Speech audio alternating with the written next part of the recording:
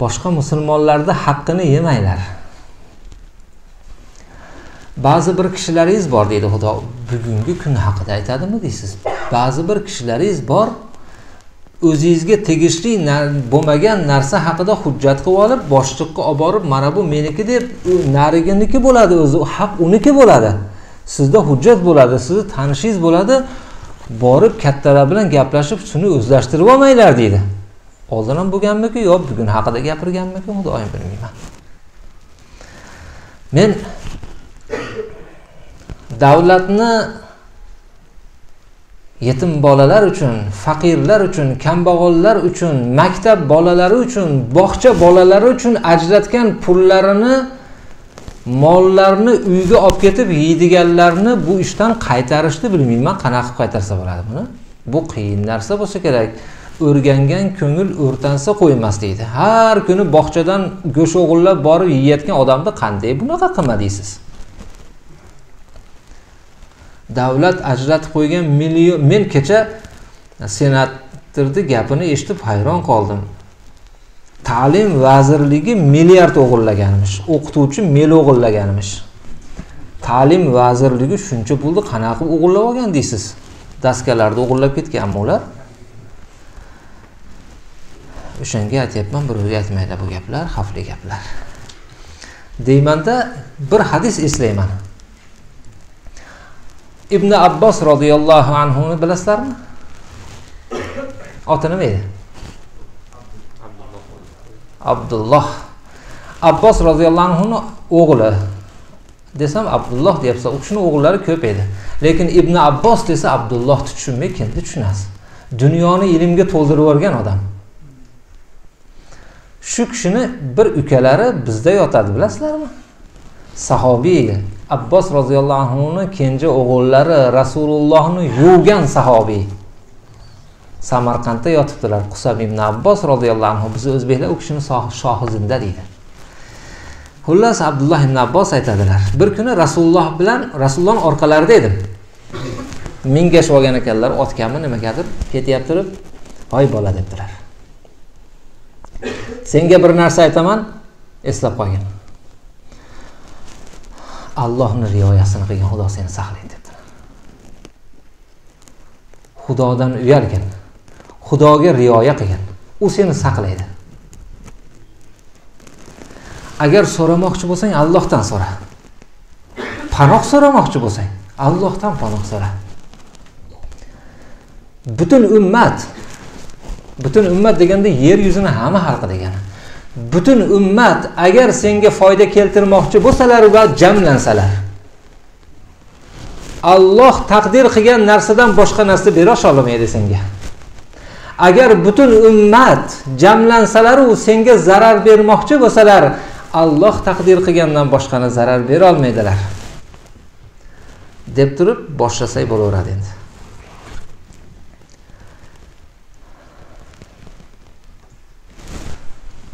Bir kishilar haromga o'rganib qoladi. Odamlardan o'g'irlayotgan narsasiga, poraxo'rlikka, mansabdan foydalanib, nima deydi, korrupsiya deydi buni. Shundan yeb o'rganib qoladi.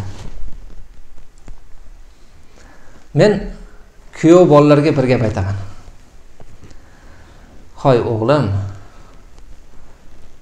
sizga bir muslimani qo'lingizga beryapmiz. Bir musulmon ota, musulmon ona o'zi yemay yedirgan, halol kiydirgan, halol yegizdirib katta qilgan bir qizni sizni qo'lingizga beryapmiz. Bugundan boshlab sizni qo'lingizdan taom yeydi bu. Bunga harom yegizdirmang. Nimaga? Rasululloh aytadilar, harom luqma qon bo'ladi. Qon go'sht bo'ladi. Haromdan ungan go'sht yonish kerak degan ekanlar. Hoy o'g'lim, bir muslima qiz sizni qo'lingizga qarab qopti. Sizni qo'lingizga qarab do'zaxga tushmasin u. Siz unga harom narsa yegizdirmang. Men korrupsioner akalarimizga murojaat qilaman. Mana bu kameralar orqali. Bu yerda yo'q unaqa odam bu yerga kelmaydi. Bu yerda nima qiladi u? Jon birodarlar, bolalaringga shunaqa harom narsa yegizdirmanglar. yetim bolalarning haqqi bor. Maktab bolalari bechoralarni ko'mirini o'g'irlab ketadi.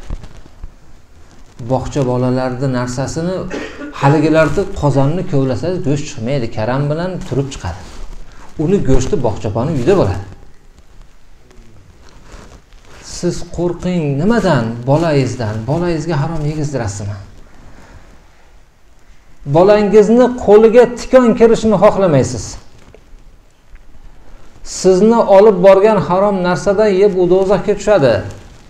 Rasululloh shunaqa deyaptilar, u harom narsadan o'tga yonadi deyaptilar.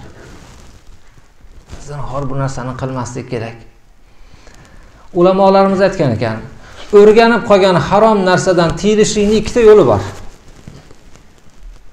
Biri buni oqibatini, yomonligini o'ylasin. Ikkinchisi buni tark qilsa unga nima berishini o'ylasin. Men atayin bir narsa yozib chiqdim. Sopollar bor, zo'r bir nasihat qilganlar. Ko'ngil haq fayzina bo'lsin desang chok, ki avval martaba xalqingni qil pok. Agar seni ko'ngling Allohdan kelayotgan rahmatga ochilsin desang, birinchi o'rinda xalqingni tozala. Bu joy harom bo'lsa, yo'li harom bo'lsa, bu haq fayzi kelmaydi bu yerga. Yema zarra harom og'ushdan ondin, bo'lur chohi najas bir qatra qondin. Bir zarra ham aralashtirib qo'yma.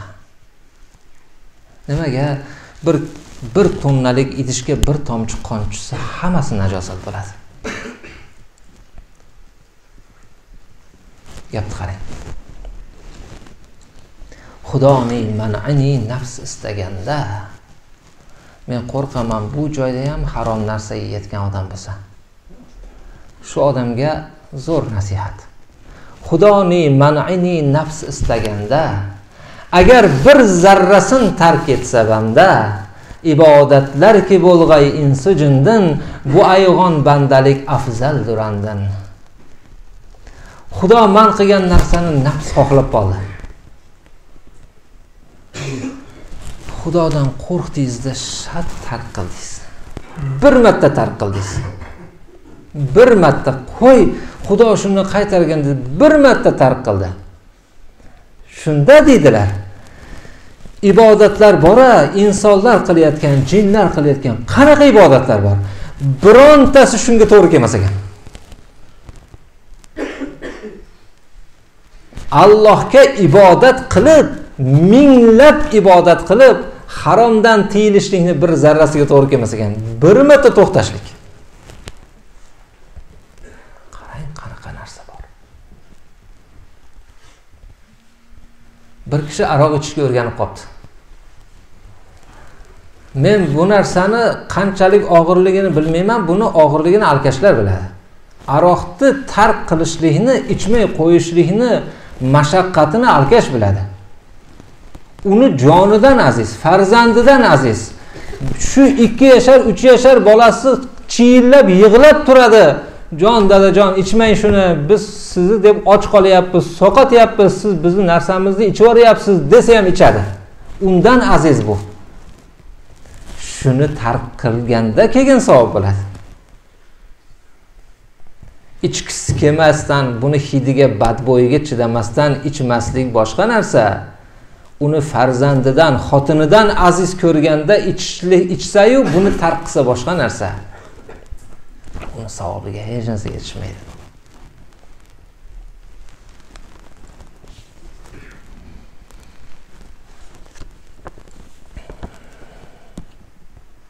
Shunaqa odamlarni mabodo ko'rsangiz, bir kishini ko'rsangizki, aroq ichishni tashlab yuboribdi. Bir kishini ko'ringki, poraxo'rlikni tashlabdi. Bir kishini ko'ringki, bog'cha bolalarini ovqatidagi harom narsani tashlabdi. Uni yemas ekan endi. Bir narsani biling, bu odamga endi boshqa gapirmang. Bu Xudoning do'sti bo'lishi mumkin. Bir qoidani biling. Xilofi nafsi istikmoli toat bo'lur mo'mindan ortiq xilqi odat. Kim nafsiga xilof kelib, shaytonga xilof kelib bir qadam bosganini ko'rdingiz? Mana shu ishtaqangi xirqa odatni topmaysiz. Xirqa odat deb karomatda aytadi. Avliyoullohlar 50 yil, 60 yillab ibodat qilib, mashaqqat qilib, Allohga yaqin bo'lib, vali bo'ladi, karomat ko'rsatadi. Bir haromxo'r bir marta haromini tark qilib karomat ko'rsa, vali bo'lishi mumkin. Shu ishni tark qilsa, avliyo bo'lib ketishi mumkin odam.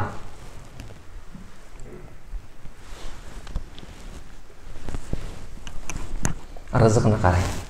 Bir kishi poraxo'rligini rizq deb o'ylaydi.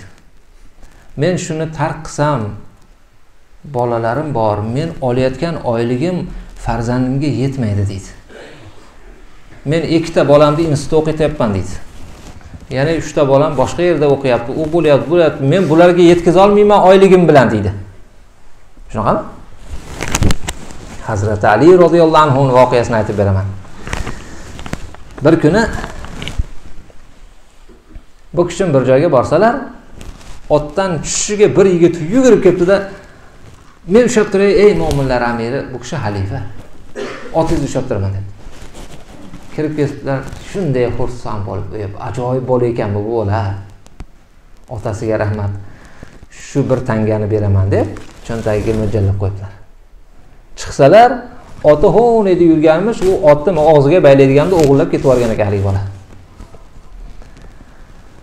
Borib bir narsa qilib ushab, yetalab uyga olib borib, haligi tangani xizmatchisiga berib, bor bitta uyga olib ketdi. Bozorga borib, haligi bola sotayotganda olib ketdi. Bu kishi Allohga aytarmish: "Ey Robbim, sen shunday razzoqmisan? Rizqni banda xohlasa halol yo'l bilan, xohlasa harom yo'l bilan topar ekan.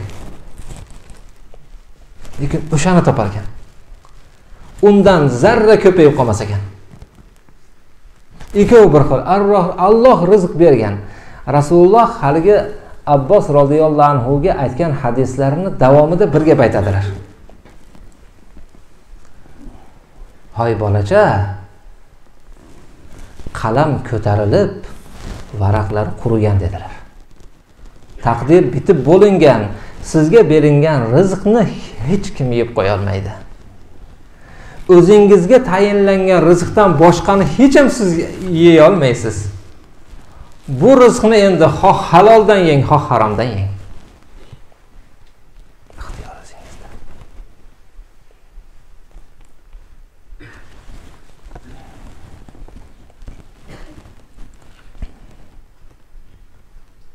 Gapni qarang. Man akhadha amwalan nas yuridu addaha addallohu anhu va man akhadaha yuridu itlafaha atlafahulloh. Ba'zi bir odamlar bo'ladi. Odamlardan qarz oladi. Odamlardan qarz olib bermaydi. Shu ishni o'ziga tirikchilik qilib olgan. Kosasi oqarmaydi. O'zi ham biladi buni. Nimaga bilasizmi? Rasululloh aytgan ekanlar. Kim birovdan pul olibdi, muhtojlikdan olibdi, maqsadi berish ekan. Alloh taolo shunga berishga yetkazadi. Alloh bunga yordam beradi. To qarzini tugatmaguncha Allohning yordamida turadi. Qarang-a, qarz olgan, muhtoj edi, qarz oldi, maqsadi berish. Qarzini to'laguncha Allohning yordamida turadi. Kim birovdan pul oldi, maqsadi bermaslik. Alloh taolo berdirmaydi buni. Talofatga uchratib yo'q qilib yuboradi. Ko'rdingizmi? Oysha onamizdan so'rashar ekan: "Ey ona, siz birovdan qarz olasizda, bir kun zo'rg'a to'laysizda, yana boshqasidan qarz olasiz." Men Rasulullohdan shu hadisni eshitganman degan ekanlar. Kim birovdan qarz olsa-yu, maqsadi berish bo'lsa, Alloh taolo yordam beradi berguncha. Men Allohning yordamida bo'lishni xohlayman degan ekan.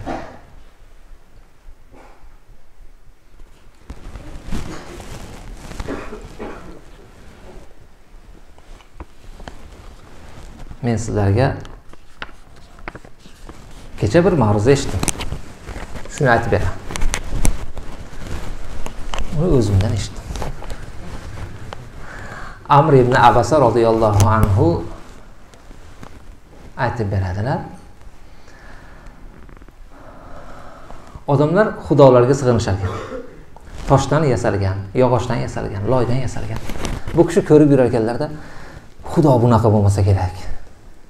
Biz bundan duo qilib so'raymiz, buni o'zimiz qilganmiz.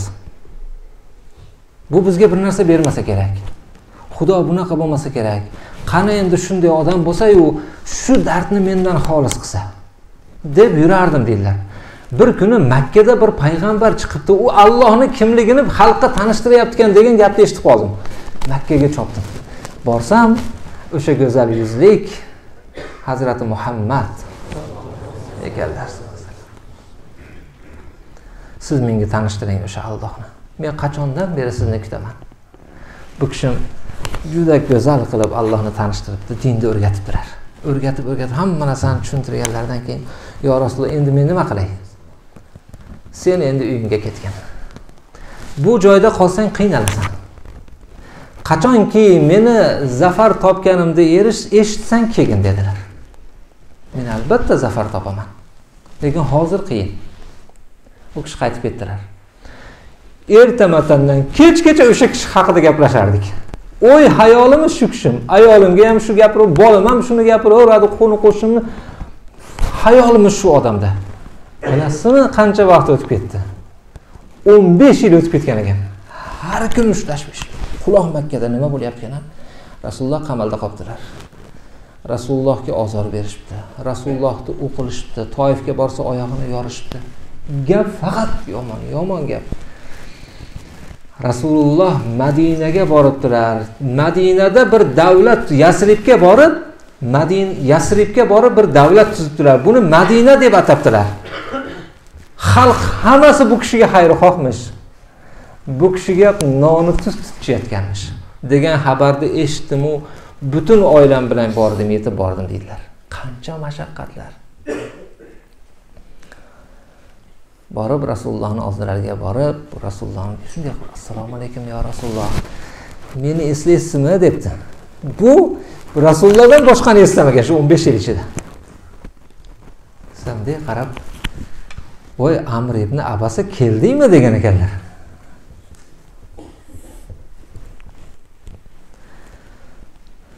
"Ya Rasululloh, men hammadan qolib ketdim. Menga o'zingiz o'rgating" debdilar. Payg'ambarimiz alayhisalom yonlariga olib bir boshdan namoz o'rgatibdilar. Palon paytda bu namozni o'qiysan, piston paytda bu namozni o'qiysan, mana paytda namoz o'qimagin, o'qigin, bu qilgin deb endi tahoratni o'rgatibdilar. Endi sen tahorat qilasan, og'zingni chayqaysan, burningni chayqaysan, yuzingni yuvasan. Yuzingni yuvganingda Alloh taolo seni yuzingda sodir bo'lgan xatolarni suv bilan yuvib tushiraveradi. Qo'lingni yuvasan, qo'llaringni yuvayotganingda qo'llaringda qilgan gunohlaring shu suv bilan tushib ketadi. Oyog'ingni yuvasan, oyog'ingda qanaqa gunoh qilgan bo'lsan yuvib tushib ketadi. Rasulullohga bir haligi bolaga aytib berdi. Ancha vaqtlardan keyin Amr ibn Abasa bu narsani aytib beryapti. Shunda Abu Laylo radhiyallohu anhu bu kishidan so'ragan ekan. "Voy Amr, sen aldamayapsanmi? Haqiqatan ham shunaqa bo'ladimi?" dedi. "Haqiqatan ham tahorat qilsam, bironta ham gunohim qolmay yuvib tushib ketadimi? Haqiqatan ham namoz o'qisam, duoyim qabul bo'ladimi?" dedi. Desa, "Ey, sen nima deyapsan? Men belimdan quvvatim ketganda, oyog'im yura olmay, soch soqolim oqarganda Rasulullohga tuhmat qilamanmi?" dedi. Men buni Rasulullohdan bir marta eshitganimda ham bunaqa ishonch bilan aytmasdim. 10 marta eshitganimda ham bunaqa ishonch bilan aytmasdim. Undan ham ko'p eshitganman. Haqiqatan ham shu gapni Rasululloh aytganlar. Birodarlar, musulmonlar, Alloh bizni yaxshi ko'radi. Bir marta tahorat qilsak, Alloh gunohlarimizni yuvib tushiraveradi. Bir marta namoz o'qisak, Alloh bizni avf etadi. Qaytish kerak. U ishlarni tark qilish kerak. Allohdan umidni uzmanglar. Rizq kamayib qolmaydi. Harom narsa yemanglar.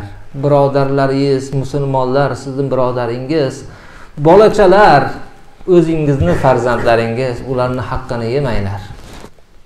Alloh saqlasin. Alloh yordam bersin hammamizga. U birodarlarimizni duo qilinglar. Ya Robbi.